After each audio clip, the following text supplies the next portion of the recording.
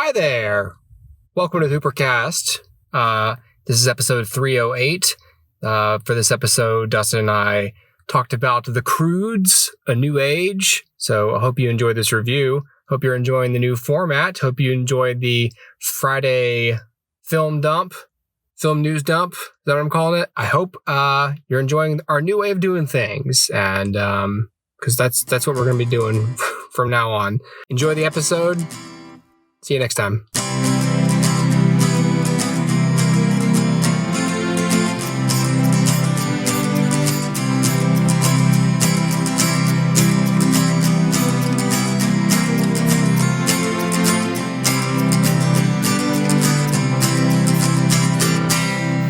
Good evening, Dustin. Good evening. This is the first time we're talking to each other this evening.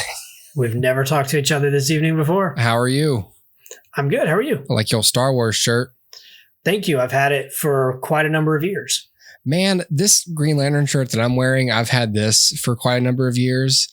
I was putting on a running shirt this morning, and there was some comment made about my wife was like, "Yeah, it's like some kind of hand-me-down or something." I was like, "No, it's not a hand-me-down. Like this was my shirt."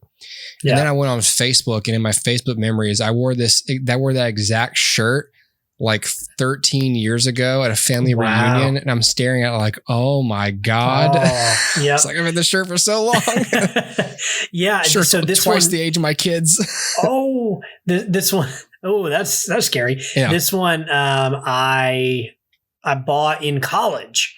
I don't know if you remember this. I bought it, I think probably our last year in college. And then it's been just like in the back of a drawer for a long time. And I was going through my shirts recently and I was like, oh yeah. Okay. And it's like, I'm not a huge Star Wars fan, but I love the like print on this. I don't know if you can tell, but it's like, an old illustrated Star Wars deal. It's pretty legit. So anyway. Luke looks a little scary. Yeah, he's a little scary. His eyes were like bugging out, like help! They're popping out like he got sucked into space. Ice. Of course, we know from Return of the Jedi. No, from what are the Star Wars movies called? The Last Jedi. The Last Jedi. Yeah, we know from The Last Jedi when that happens, you're fine. You just have to force fly back into a ship and fly through space. That's it. And you'll be okay. Yeah. You just get a light dusting of ice on your body. That's with it. Eyes wide open. Yeah, eyes wide open. Yeah, open your eyes. It's okay. If you get sucked into space, go ahead and open your eyes. It's fine. Yes, that's it. You're fine. You'll be just fine. Ugh. All right. Well, you know what else is just fine, Dustin? What's that? The Croods 2. Another teenage girl. Yeah? A girl. Friend! I've never had a girlfriend before! Me either! What do we do? What do we say to each other? Without any our voices? What's getting on? I don't know if cave people belong in a modern world. What's your problem, big guy? This place is changing everyone. Guy? And we really need to limit Funk's window time. That's a little bit from the trailer from Croods. Well, The Croods, A New Age. This cord's all over my laptop, screwing me up. So the Croods, I never saw the first Croods movie, just full disclosure to people. I haven't seen it either. Okay, so I've gathered through my brain trust that it was just okay, and I've watched it halfway with my kids, who of course love it, but I just thought it was kind of silly and mid par, so whatever. So there was a new one that we were aware of that's on Hulu right now. Our friend Luke told us, "Hey, you know what? It's all right." Yeah. So I was like, and then my wife happened to want to watch it. I was like, "All right, let's watch it." Sure. So I did watch it. So The Croods: A New Age is directed by Joel Crawford, produced it. Screenplay by Dan Hagerman. Sorry, Mark Swift, the producer. Screenplay by Dan Hagerman. Kevin Hagerman. No, Hageman. Digimon. Paul Fisher, Bob Logan. Story by Kirk D'Amico, Chris Sanders. So I'm going 3.5 stars with this movie. Okay. This was a fun movie. I enjoyed the plot, the premise, the eccentric characters. This is about the movie. The first film centers around a family of Neanderthals, basically, of cave people, and then I think the movie ends kind of like with like the end of the age of cave people. And, you know, you've got this regular speaking dude voiced by Ryan Reynolds, whose name is Guy, which is great because he's going to be in Free Guy later on this year, I guess, soon. Who knows? At some point. So in this film, they're all together and then they find this utopia and surrounded by this wall. There's all this food that grows there, and there's a tree house, and there's this whole existing infrastructure and sustainable resources. And these people live there, and their names are the Bettermans, Phil and Hope Betterman, who of course speak perfect, you know, regular English. They're regular people, and they're taking in these cave people. And so there's like a culture clash, and that's the fun premise. It's like, do we belong here? Do they belong here? Like, what are we going to do about all this? So, it's actually a really fun premise. Watching these like this odd couple kind of relationship between cave people who don't understand how elevators work, or doorknobs or things like that, to clash with people who, for all intents and purposes, shouldn't even be alive yet, evolutionarily speaking. Sure. But it's fun to just go ahead and pull that forward a little bit and have the two kinds of people interact. There were very few moments when I rolled my eyes or cringed at some, what I'd like to call pre-K level jokes, like farts or squeaky voice based jokes, you know? But because for the most part, it was the characters, the vocal performances, and the action set pieces that kept me engaged. I did not get the same fulfillment that I tend to get from Pixar's earlier films, but I definitely had a better experience than I have with Pixar's recent films. Oh, wow. The voice cast is actually really great here. The line reading, the performances actually feel like they were fun to perform, especially from people like Nicolas Cage. You actually picture that this was an enjoyable job for them. He's screaming and he's, you know, all these, like, the way they write his character is more to his strengths in this movie. So it's these weird, like, they just have him say odd things and not like non sequiturs. Like they gave him a manner of speaking that's interesting, I suppose. Sure. Other character actors here include Catherine Keener, Clark Duke, Leslie Mann, and Ryan Reynolds. But there are great performances by voice from Emma Stone, Peter Dinklage, and Kelly Marie Tran, who is so much better here than earlier this year in Raya and the Last Dragon, where I thought that her character was one note, overly serious, and just kind of lifeless. Sure. She in particular disappears into this role. Like, she and Emma Stone, I kept forgetting that was the two of them because I couldn't pick their voices out just by my ear. Unless I really tried. Because Emma Stone, she could have just relied on like the huskiness of her voice, like what makes her voice distinct. But instead there's performances given here. So it gives it more of like a actual staying power. So to see Kelly Marie Tran playing this character, Dawn, this sheltered girl, Dawn Betterman, who's never been outside the wall, isn't allowed to have any fun, you know, mixed with this Emma Stone's character is really fun. That role, the Dawn Betterman role, was almost Kat Dennings, and she had to leave, I'm assuming, for like WandaVision, but I would not have been as great. Sure. I enjoyed it. I would watch a Croods 3 if they wanted to do more. You know, I don't typically care for the celebrity voiced wacky movies. Sure. But I was explaining to my wife, like, you know, the hairs you can split with that is that these are character actors. If you're going to cast celebrities, you're casting them because the audience has an association with them already. Yeah. That's, you know, you don't cast, if you cast Johnny Depp in a voice role, you expect him to give a performance because he doesn't have a particular brand associated with his personality, right? Yeah. But you cast Nicolas Cage, who has zero range as an actor. Yep. He has great fun range, but he has no dramatic range, really.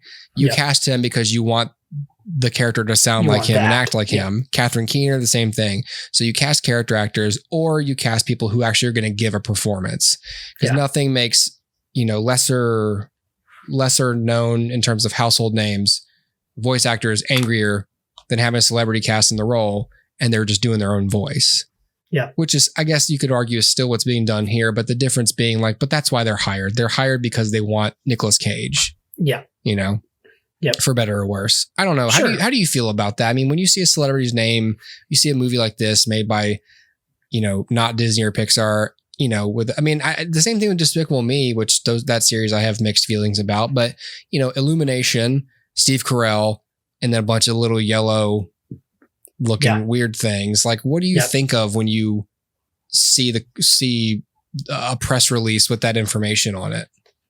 With a celebrity's name? Celebrities in particular. It depends on the celebrity, because there are celebrities who are, so first of all, just in terms of biases, I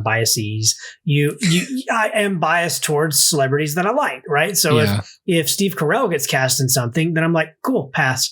But if it's somebody that I am not a fan of, then I'm like, no, stop, get a voice actor. So that's inconsistent and wildly, hypocritical, but it is the truth. And then on top of that, I would say if it's so we look at something like Disney's history of this. Mm-hmm. So we can go all the way back and say, okay, well, they're pulling big names, really early. It's not just Robin Williams. He didn't start that. But certainly Robin Williams is one of the first ones you think of. If you look at The Lion King, that's Jonathan freaking Taylor Thomas. He was huge at the time. It could have been any voice playing young Simba. Yeah. It was Matthew Broderick. It could have been anybody playing adult Simba. Nathan Lane, Jeremy Irons. These are big names. Mm-hmm. But I give that a pass. It's fine.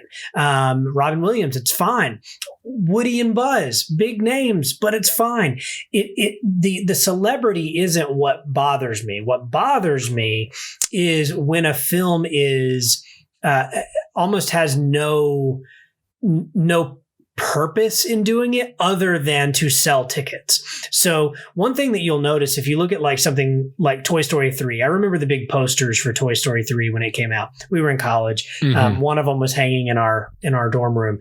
Right. But Tom Hanks's name was not on that poster. Why? They're not selling you the film based on Tom Hanks. Yeah. They're selling you a film based on the story, based on the characters.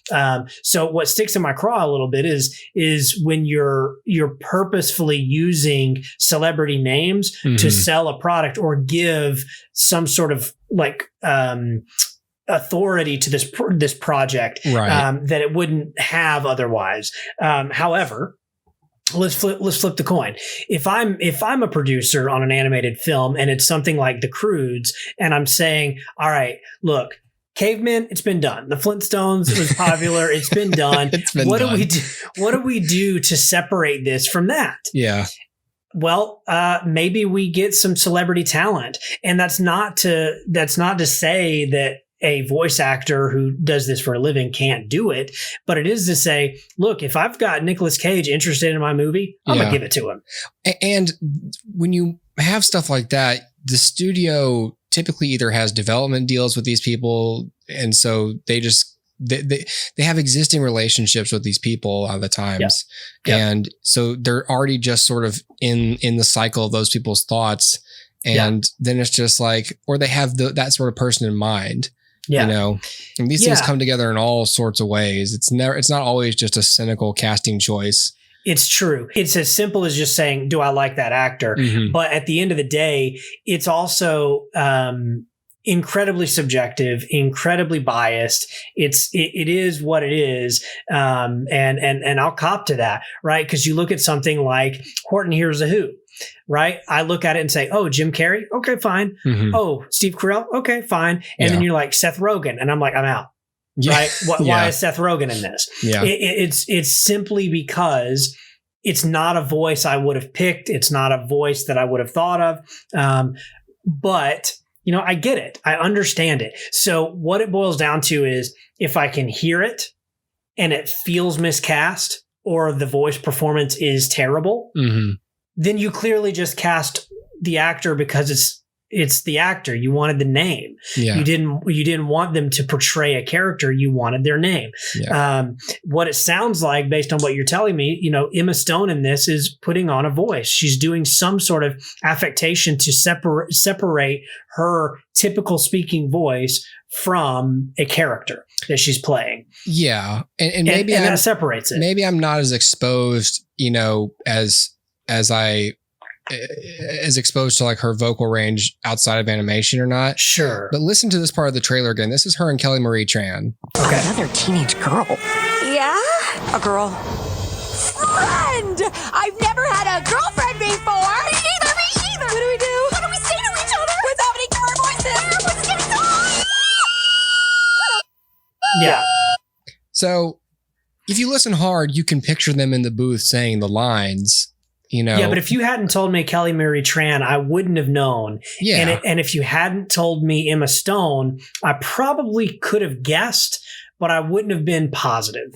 No, because there's a million actresses out there who can, I mean, you cast her because of her vocal affectations, but you know, this is a 30-something-year-old actor. Go. It's like, oh God, Scarlett Johansson. You know, who else has like a husky kind of like a sure. Oh, I don't know, and it's just. Yeah. It's a weird thing. It's just something you and I tend to nerd out about, is because it's interesting. It is. And so, you know, you mentioned Scarlett Johansson. Mm-hmm. I thought she was miscast in The Jungle Book as Kaa. Yeah.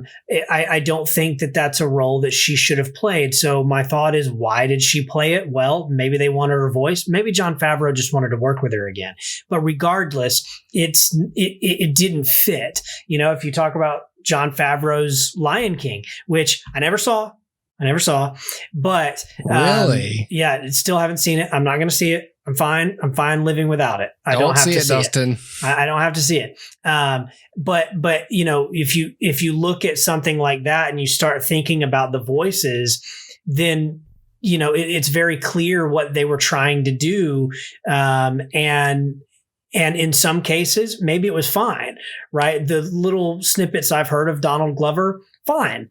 But the big snippets that I've heard of like Beyonce, it's like, but why? No. It was because you wanted her. Well, you wanted her voice, like you wanted her. They wanted her star. You wanted her marketability. Her marketability. That's exactly right. So that film in particular, just to bring that one up. So The Lion King seemed very deliberately, obviously, to their casting. Every lion is cast by someone who is black.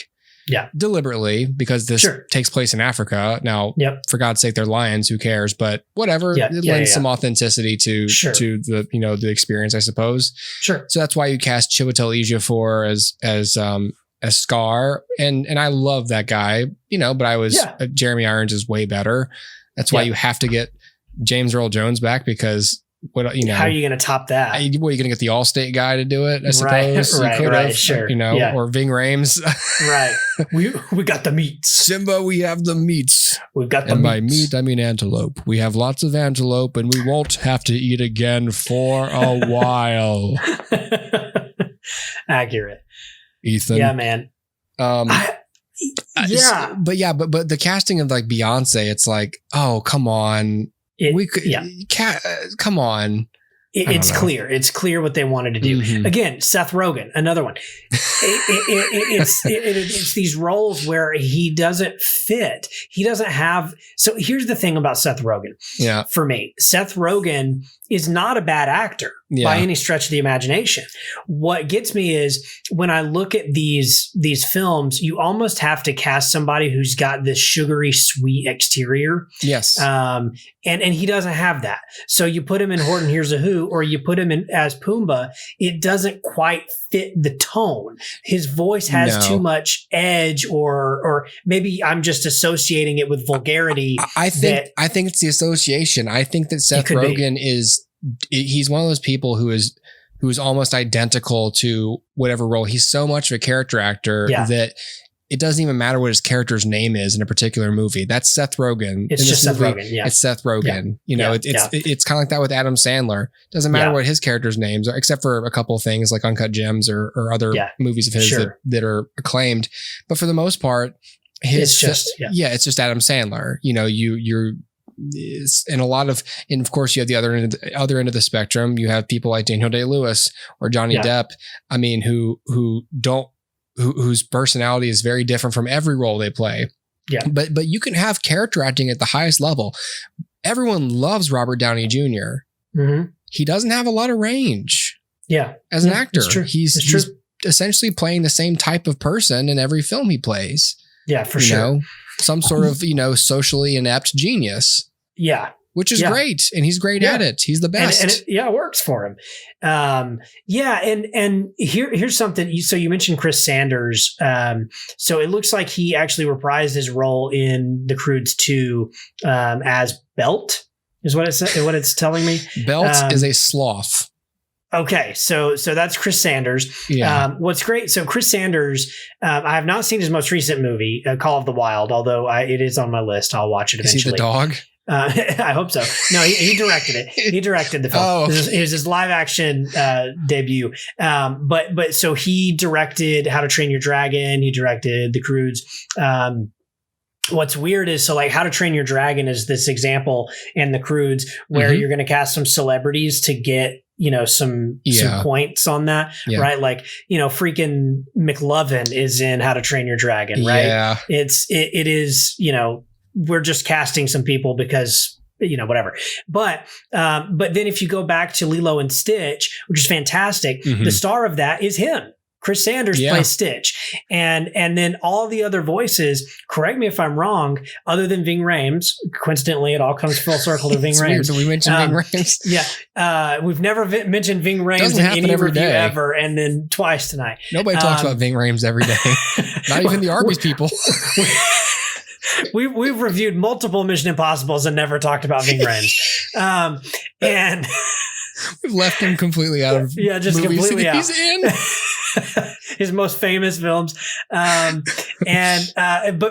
aside from him, there is no huge star in Lilo and Stitch. Yeah. So, unless you count Elvis, but it is vocal performance, but pre-record. And so you can just kind of see even in his career how things have changed, right? And you can see that progression. But remember, Lilo and Stitch came out in 2002. Yep. So this is well after Disney has had this track record of incorporating huge stars in their films, in their animated films. And we're not even just talking about like theatrical films, like their direct-to-video movies had stars in them. John Goodman was freaking Baloo in Jungle Book 2. Was he not? Am I mistaken? I can't remember. Probably. I don't think I ever saw that. And then like John Rhys Davies played Aladdin's dad. Like there's a history of it. Although maybe John Rhys Davies isn't an A-lister, but you know what I'm saying. It's just interesting the way that it's gone. And I think to answer your question directly, it's subjective.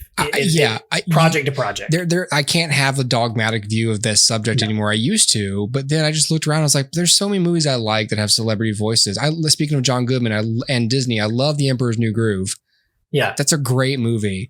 That's David freaking Spade and John Goodman. And John Goodman. But the film is amazing. It's fantastic. Patrick Warburton is great. The woman who voices Yzma is great. Yeah. All the supporting characters, even the people who have one line, don't throw off his groove. Like that guy's great. Yeah, it's all great. Yeah. Yep. Yeah, for sure. And then the line gets blurry too. Like if you start being dogmatic about it, because you're like, okay, well, what about Mark Hamill as Joker? What is a celebrity? You start getting into what constitutes celebrity? What is fame? How famous is too famous? Right. Yeah. And then it's subjective. Who do you consider a talentless celebrity versus a celebrity who's earned their fame? What happens when a voiceover actor gets mainstream recognition? Yeah. I would always argue like Patrick Warburton, like people don't know his name, but like the guy's he's a voice on Family Guy, like they know his voice. You hear him talk. And him from Seinfeld. Like, if I say Patrick Warburton and you're like, who? And I say Putty, then you're like, oh, right. Yeah. Right. Like that's just how it works. Yeah. I just want to see Larry David. Speaking of that, I want to see Larry David in a Disney movie. Oh, why hasn't that happened? I don't think that would mix very well. Thanks for listening, everybody. Tune in next time for our show. I think we're going to be talking about The Tomorrow War on Amazon Prime, what's today? Is today Saturday? Yeah, that dropped yesterday. So check that out. We're going to check it out. A couple other movies to talk to you about. And pretty soon, we're going to be talking about Black Widow and the series review of Loki. So stay tuned for those when those are available. Thanks for listening. Thanks for watching. See you next time. Cheers.